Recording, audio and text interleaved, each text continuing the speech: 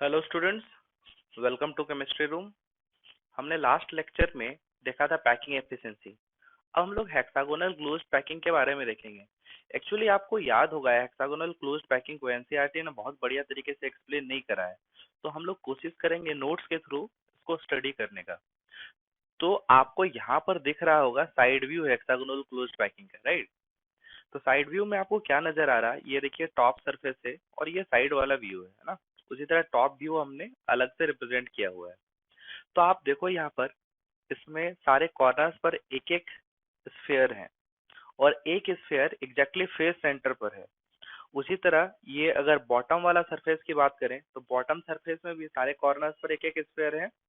यहाँ पर ड्रॉ नहीं किया हुआ है, एक इसके फेस सेंटर पर भी स्फेयर होगा और तीन स्फेयर इसके बॉडी सेंटर पर होंगे।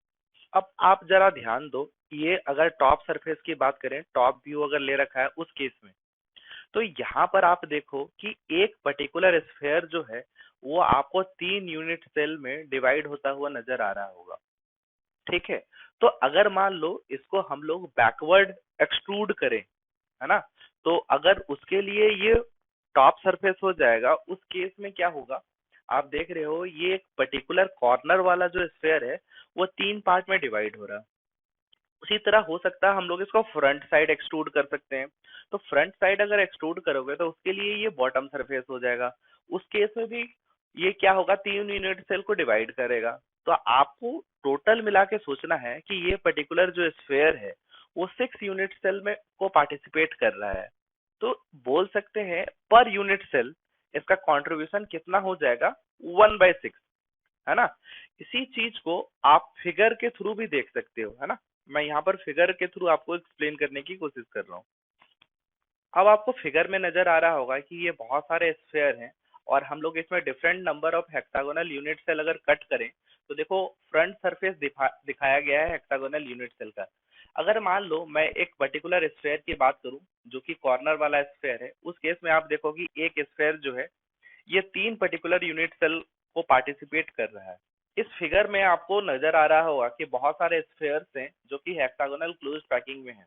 अगर मान लो मैं इसका टॉप सरफेस का बात करूं उस यूनिट सेल पर का, तो यहाँ पर देख रहे हो आप, अगर मान लो ये मैं कॉर्नर एटम की बात करूं तो ये कॉर्नर एटम जो है वो तीन पर्टिकुलर यूनिट सेल को कंट्रीब्यूट कर रहा है। तो हो सकता है कि तीन यूनिट सेल जो है वो इसके नीचे बनाए गए हैं और तीन यूनिट सेल जो हो सकता है वो इसके ऊपर बनाए गए हैं। कहने का मतलब इस सरफेस की अगर बात करें तो ये सरफेस का पॉसिबिलिटी है कि ये किसी का टॉप सरफेस होगा और ऐसा भी पॉसिबिलिटी है किसी यूनिट सेल का ये बॉटम सरफेस होगा।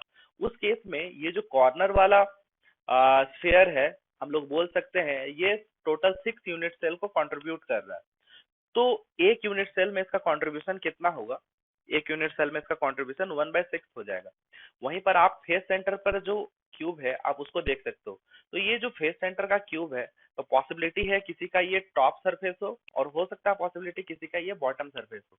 तो टोटल मिला के फेस सेंटर पर के जो वजह से कंट्रीब्यूशन होगा वो हाफ पर का होगा, राइट। अब हम लोग इसको थ्री डायमेंशनली एक दूसरे फिगर से देखने की कोशिश करते हैं। अब आप ध्यान दो, इस फिगर में आपको 3D व्यू एक तरह से नजर आ रहा है हेक्सागोनल क्लोज पैकिंग का। ये टॉप सरफेस है, ये बॉटम सरफेस है और ये बॉडी सेंटर पर के क्यूब है। तो आपको नजर आ रहा है ये जो कॉर्नर वाला है इसका कंट्रीब्यूशन 1/6 है। वहीं ये जो फेस सेंटर है, फेस सेंटर का कंट्रीब्यूशन 1/2 है। आपको नजर आ रहा होगा कि ये जो बॉडी सेंटर पर के क्यूब्स हैं इनका कंप्लीट कंट्रीब्यूशन है टुवर्ड्स इस यूनिट सेल में, कोई इसके बाहर नहीं है।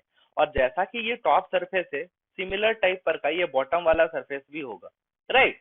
तो आपको यहाँ पर एक दूसरा फिगर दिया हुआ है, इसमें और अच्छे से रिप्रेजेंट किया गया है।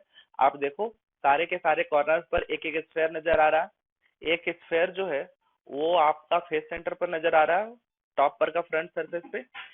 और उसी तरह ये सिमिलर स्ट्रक्चर जो है वो बॉटम सरफेस पर भी है।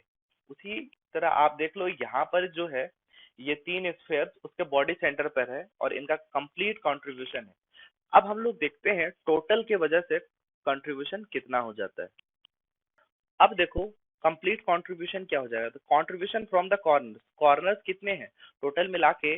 ऊपर सिक्स और नीचे सिक्स, टोटल मिला के 12 कॉर्नर्स हैं और हमने देखा था उनका कंट्रीब्यूशन 1/6 पर का था।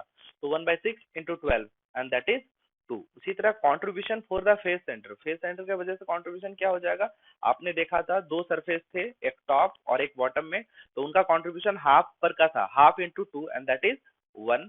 उसी तरह contribution from the body centre की वजह से कितना कंट्रीब्यूशन हो गया था, 3 × 1 = 3। आपने देखा था ये इनका कंट्रीब्यूशन कंप्लीट कंट्रीब्यूशन था, और बॉडी सेंटर पर जो थे वो 3 स्फेयर थे, तो टोटल मिला के 3, 1 और 2।